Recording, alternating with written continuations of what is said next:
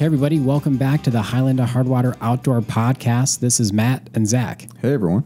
Hey, so we wanted to re-release this talk that we had with Dave Genz. It was last year at the St. Paul Ice Show, and it was a really great conversation. We thought it'd be perfect to post this time of year, and we really are excited to re-release this to you. Yeah, in this podcast, Dave talks about his inventing and development of the first ice house and how it got to where it is today. He talks about growth of technology in the ice fishing industry, and he talks a little bit about ice fishing safety. So we really hope you enjoy this episode. It is a re-release, and we'll have some new episodes coming up soon.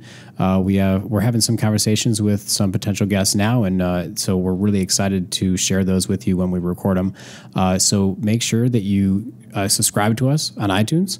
Give us a rating and review. That really helps. We really appreciate that. And we really hope that you continue to share with your friends, and hope you're enjoying the podcast. So we'll talk to everybody later, and enjoy this talk with Dave Genz.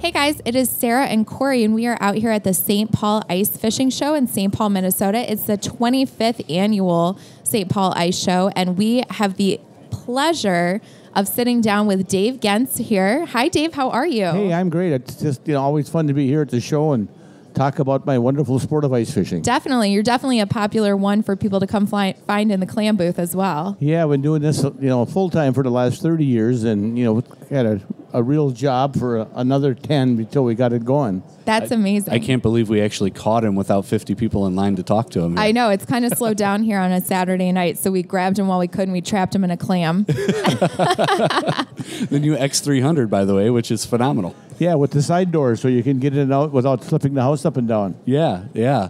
So one of the things we wanted to talk to you about, Dave, and you and I had kind of teed it up before we came in here, but like I said, I'm kind of betraying my naivety here. I'm relatively new to ice fishing, and one of the things I've always struggled with is, to me, a clam is what we're sitting in. But, in talking to you, a clam is a completely different style of fish house, and there's a whole history to it. So I would love for you to kind of, run us back in time a little bit and talk about how this happened. Well, back in the 70s, I decided I was going to make my living in the fishing industry. And I started trying to do it in the summertime. And then I suddenly realized that was ice fishing that I knew more about, because my dad was a road construction worker, and he didn't work in the wintertime. He ice fished every day. And so the tricky part was that we had this fish house that was unique, was easy to move and set up and down, but I had to convince my wife to start sewing them on the home sewing machine. I'm sure she wasn't thrilled about that. And that I was going to quit my job and do this for a living, I bet she was cooler with sewing it than the quit my job part. But anyway, eventually she agreed, and we built 5 houses the first year. And, my buddies got them, of course. And then the next year, we created a little demand, so she sewed 20, and we got a couple of local bait shops to put in this flip-over style fish house. And then the next year, she sewed 80, and that was the end of her sewing. So, the first 100 of the fish houses made were all hand-sewed by my wife on her home, not hand-sewed, but on the home sewing machine. That's amazing. I'm sure those are some good collectible items for anyone who still has them. There's Still?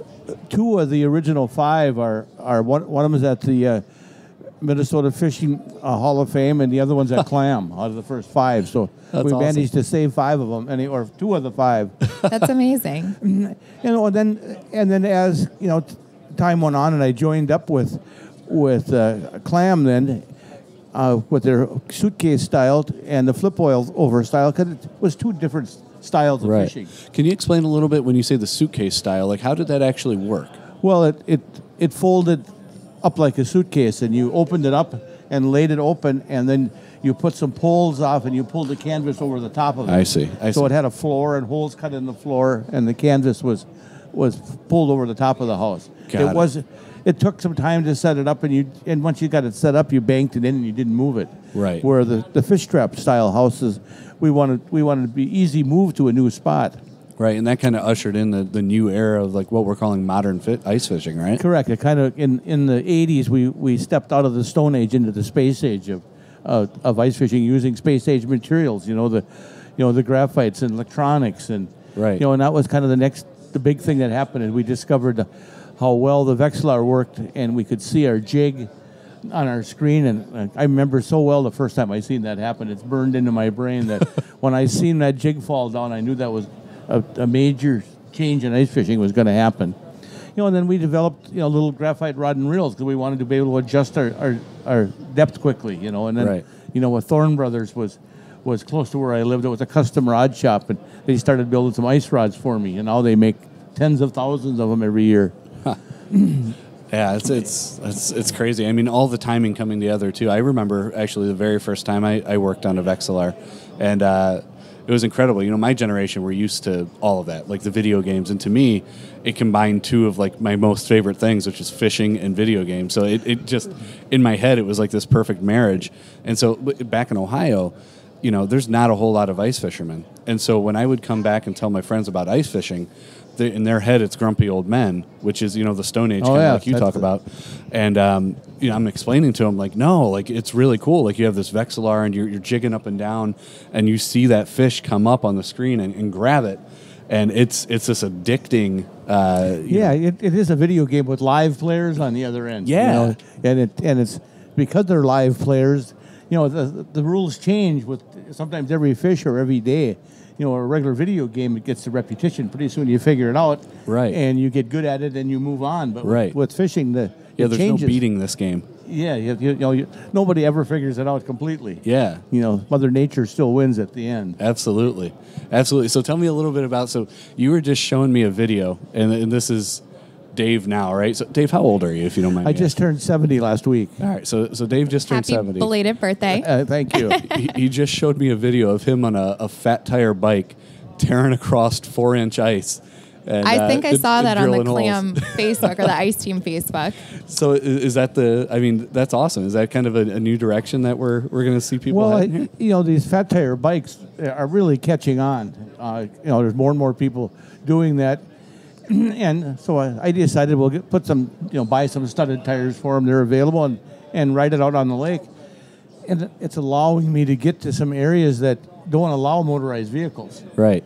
And, normally we're walking on these lakes. Well, now with this bike, I can get farther than anybody else is walking. Right. So you can have secret spots or you get to hard-to-get spots. And that's what the bike is doing, is allowing me to get to hard-to-get spots. Right. So the name of the game. People aren't there. The harder you work, the more bigger fish you're going to catch, right? That's correct. So I said ice fishing is just progressing through the, and then now, tungsten all of a sudden. We got a new material that we're making. Our augers. Now we're now using electric drills, the same drills we, drill a hole in the wall to hang a picture up.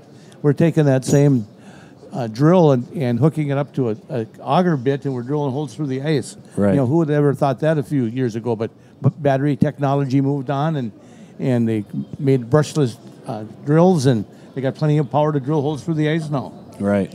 Now, you've been in this business for a while, obviously, doing great things. Is there one particular fish or moment that is your most memorable over all these years?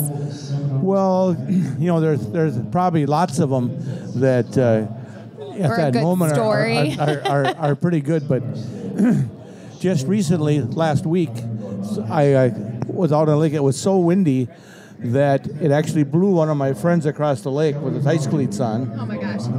And I'm got this fish house tied behind my bike, and the wind is blowing it and set it up. It's threw the auger off of it and set it up. So it's like I'm flying a kite now. The fish house is off. The wind has got it in the air, and I don't know what to do. I'm hanging on for dear life. I want to get to this thing and set it down, but if I let go, it's going to go to shore half a mile away. It's going to be a crumbled piece of iron is all that'll be left of his bike. And finally, my friend John got up to where I was, and he put the cover down, put the auger back on top of it, and I made it back to the truck. But I'm sure that was quite a sight to see. Dave Genz blowing away. So there's all kinds of little things that have happened over the years, from people getting stuck in pressure ridges or just being stuck sometimes, or catching big fish. That's always fun to for somebody to catch a trophy, and Right. to get kids out on the ice. That's always been fun over the years to see the bright eyes of them when they catch their first fish. So there's lots of moments and memories, and I hope they just keep coming for some more years. That's awesome. I hope so too. For people that are just trying to get into ice fishing, what would your best advice be for them? Well, I see the biggest mistake that new people, like single moms, for an example, they show up at the lake at noon, and by 2, 3 o'clock or 2 o'clock, they're already cold and they leave.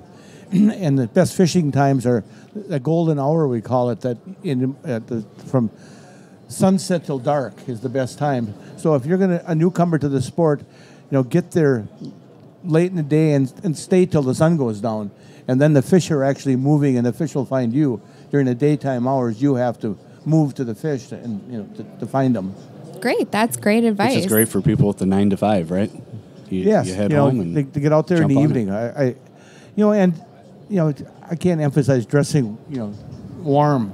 Right. At Clam we build a lot of quality suits. We even have the Ascent suit that helps you. If you did fall through the ice, you'd float. And use some caution when you're out there. But people think ice fishing is dangerous. I think it's one of the safest sports. More people die golfing than they do ice fishing. But I think there's this thought that you could fall through the ice and you couldn't get back up because there's ice over the top of you. But you would float is what you do. Even I've seen somebody fall in. I've never fallen in, but I've seen somebody fall through the ice, and your clothes has got so much air trapped in it. For the first moments, you're floating. You just got to catch your breath, and your little ice picks, and you could get out. But it's actually a very safe sport.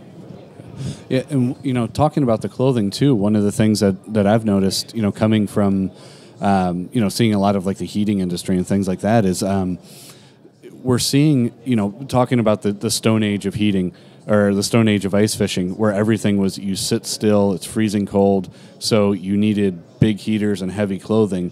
But now you're drilling holes, you're running all around. One of the things that we hear the most is we need softer heat because, we don't want to be taking layers off. The advancements in like the clam that we're sitting in right now are amazing. These things are so well insulated that they hold the heat in. You're truly comfortable when you're out here fishing. And if you're moving around, you're staying warm. I think a lot of people still have this image in their head of sitting out on the ice freezing. And that's just not the reality anymore. In the comfort of the seats that we're sitting on. We're not sitting on a bucket out there with no backrest. We got a very comfortable boat seat we're sitting on. In fact, that is one of the things that sells these houses is they look at the seats that you're sitting on and see how comfy they are. Right. Because you spend all day in the boat, you can spend all day on the ice. But over time we've learned that if you want to catch them fish during the middle of the day, you have to be able to move onto a new spot until I actually see fish on my Vexilar that I know they're down there, and then I got a chance of catching them. There's no chance of catching them if they're not there. Right, and like you said, the Vexilar changed the game too, because now you can do that. Now you can scan 20 holes, look for fish, and then set up your spot, where before you were just hunting and pecking, finding some structure on a map and planting there, right? Yeah, but the biggest game changer was actually the power auger. If we go back to chopping holes, the Vexilar wouldn't be near as effective. Or we'd have bigger biceps, right? Yeah. Maybe that's what I need to do, Sarah. That's my new workout program. In January, when we come back, I'm going to make you chip all your holes. There's going to be we're not using any augers for you. Nice. Well, Dave, again, I really appreciate you taking the time and talking to us here. And man, the stories and things that you've seen, it's incredible. Yeah, the last 30 years, it's hard to imagine. It's hard to believe that I'm 70 years old, actually, and I'm taking up biking.